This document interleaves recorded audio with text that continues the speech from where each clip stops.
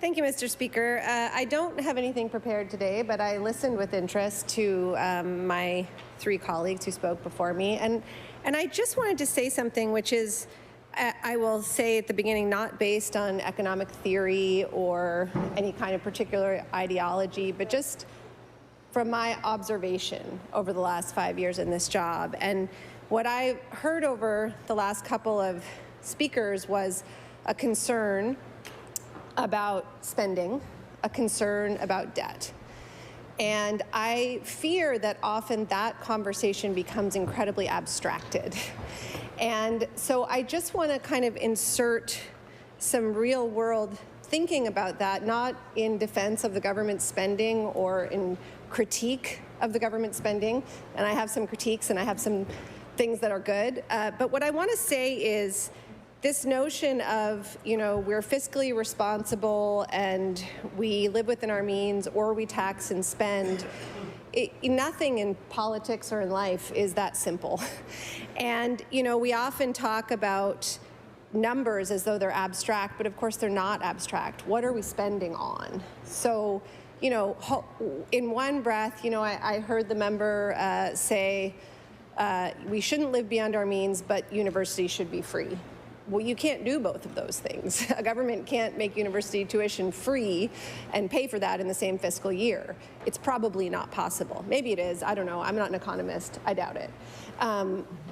But, similarly, I think we can't talk about a housing crisis and the need for appropriate infrastructure and wanting to accommodate people and, again, be able to pay for those kinds of massive investments in a fiscal year. I'm not attributing that those talking points to my colleagues, but this is what gets me thinking. And so, if I think about someone in their 20s and 30s, we often extol the virtues and importance of home ownership in Canada and Nova Scotia. We're talking about, is home ownership out of reach? 9 out of 10 people don't want to. I mean, to me, it's really about living in a home. It's not so much home ownership. But if we say that home ownership is the important thing, well, if my kid, when they graduate from high school, says, Mom, I have this job and I'm saving up and I'm going to buy a boat. And I've got, $15,000 saved. I'm going to buy a boat. Unless they were like a competitive sailor, I would probably say that does not seem like a great idea. I would probably say, why don't you save up for a home, or why don't you, save up for something that has value that will continue to benefit your life. But if they say they're saving that money for, for a down payment, then I would probably think that was good. So, it's a dollar is a dollar is a dollar, but it's really different depending on what we spend it on. And so I think, fiscal responsibility, when we're talking about that, what we're really talking about is smart investments. And what I have said for the last 2 years, which I still really believe, is that there is a great amount of opportunity in this pandemic. And I think my colleague from Dartmouth North really illustrated that in a very lovely way in her remarks earlier. We do really have the opportunity for bold ideas, and those can come from within government, and those can come from outside of government. But this is why, when we talk about wanting to have some very comprehensive view of how we go forward from here, we are in a place where, in general, we support the idea of government spending on the things that we need. So we've heard this government acknowledge that we're in a housing crisis. Great. We've heard this government say that they want to fix the healthcare crisis. Great. And so spending on those things is necessary, but it's not sufficient. The question is, how do we spend on those things? And, I think there are lots of examples where we just have missed opportunities in this budget. So, I would agree with my colleague from Bedford. I similarly, apparently, am going to have 10,000 more constituents in a few years if the government's plans go through. I'm not asking for another boundary review, but I would like a couple more schools, and I would like some more buses, and I would like to know that they're going to have doctors. And I'm not hearing anything about that. I'm just not hearing it. The Minister of Education is getting up and filibustering my colleagues when they ask about school construction. I mean, I just don't hear about it. And so I hope and expect that the departments are working hard on those things, but we don't see it in the budget and we don't hear about it. Similarly, when we hear things like the the tradespeople, you know, the tax credit for tradespeople under 30, that's excellent. And I know that there are many tradespeople who will appreciate that, and that's an area where we really need labor force development and we need more people. But you know where else we need more people? We need more ECEs. We need more nurses. And those are also, you know, the caring economy to which my colleague referred. I think if we had a more comprehensive look at what the opportunities are as we rebuild our economy and we address the crises in front of us, we could make some more bold investments. And I'll just echo some of the other points that my colleague made. There is no, I want to underline this because I think it's really important, you know, my colleague from Dartmouth North joked earlier in the session that she's the one who's passionate about the arts. But I would argue that actually everyone in this chamber is passionate about the arts. But not everyone in this chamber understands what it means to have a thriving arts sector. So the investment in the film industry is wonderful and welcome, and we will, you know, clap every time you mention it. We really will. It's great.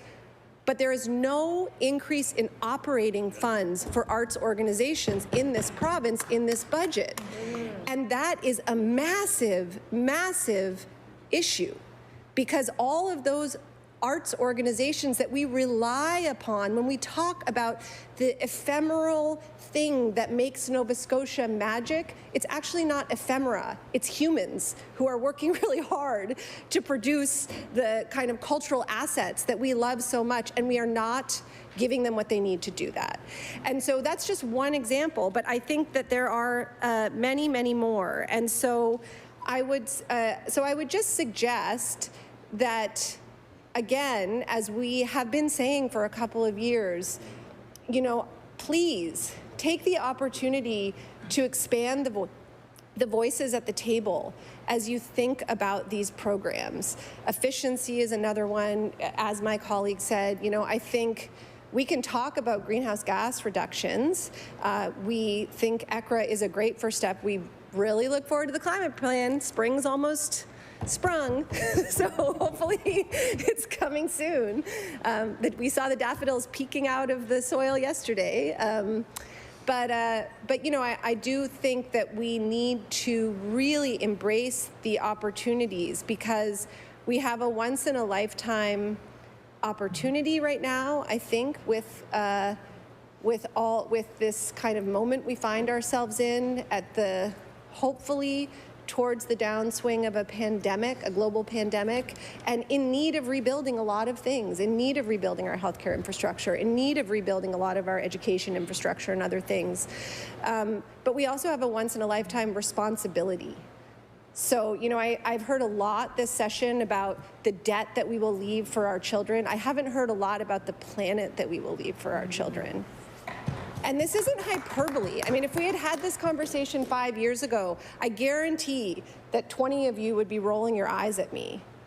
But now we don't roll our eyes anymore when we talk about that, because we know, we know from the global scientific consensus that we don't have time, that we've already missed our opportunity to stop global warming to 1.5 degrees. We've missed it.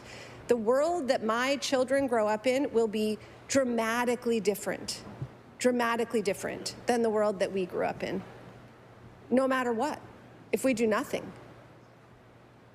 And so I think I just want to close by really inviting my colleagues to expand the voices at the table, expand your idea of what is possible in this budget, because we have an opportunity and we have a responsibility, and we're the people who have to make the decisions. And you know, whether we think we're the right people, whether I think you're the right people, it doesn't matter. It's us. We're here, and there's a lot that we can do. And so, you know, speaking for myself, I will say, you know, I will support the parts of the government's budget that I think are positive, and I will fight the parts that I think are insufficient. But I ask you to remain open to really genuinely meeting the moment that we're in, and I'm always available to help. Thank you. Well,